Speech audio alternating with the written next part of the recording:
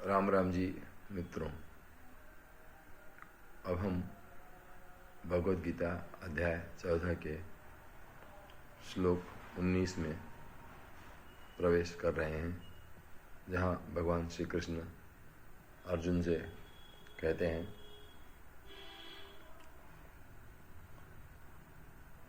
न अन्यम गुणेभ्यः कर्तारम यदा द्रष्टा अनुपश्यति गुणेभ्यः च परम वेत्ति मद्भावम सह अधिगच्छति।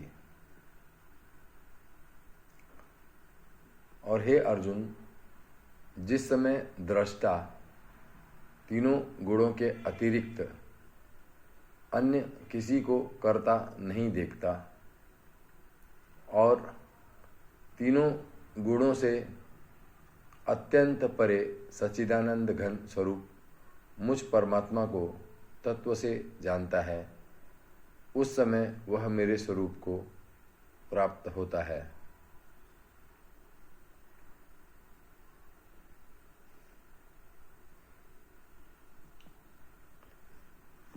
भगवान श्री कृष्ण कह रहे हैं,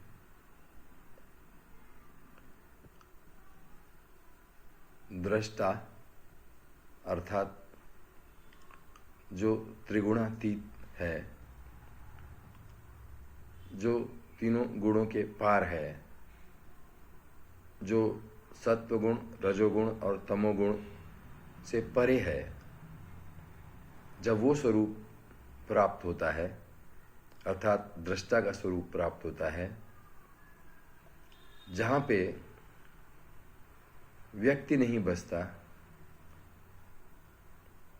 भौतिक शरीर दिखाई तो देता है, लेकिन उसके पीछे जो विराजमान दृष्टा है, जो साक्षी है, वो तीनों गुणों से पार होता है। और जब वह साक्षी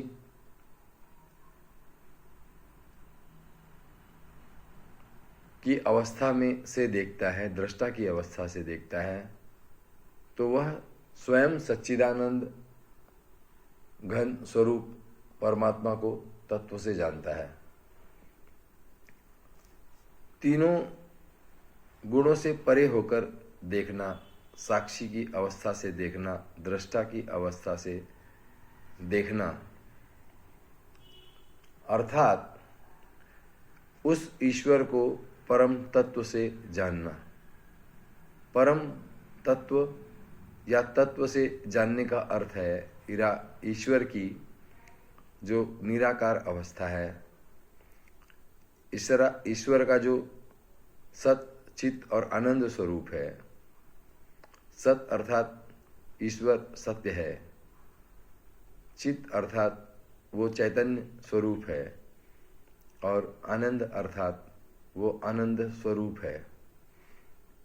जब इस अवस्था से दृष्टा की अवस्था से देखा जाता है, तो गुण उससे बंधते नहीं हैं, और इसलिए वो उस परमात्मा को निराकार दृष्टि से देखने में सक्षम हो पाता है, परमात्मा को तत्व रूप से जानने में सक्षम हो पाता है। या यूं कहें कि वो परमात्मा के साथ एकाकार हो जाता है, वो परमात्मा के साथ सच्चिदानंद स्वरूप हो जाता है। परमात्मा के जो गुण हैं वो उस व्यक्ति में समाहित होने लगते हैं, और इसीलिए ऐसा कहा जा सकता है कि ऐसा व्यक्ति जो साक्षी की अवस्था को पा लेता है, या जो दृष्टा भाव से देखने लगता है, वो संत पुरुष ईश्वर को ही जान लेता है, ईश्वर के साथ एक हो जाता है। अब इतना ही। हरे राम राम राम हरे हरे, हरे कृष्ण कृष्ण कृष्ण हरे हरे।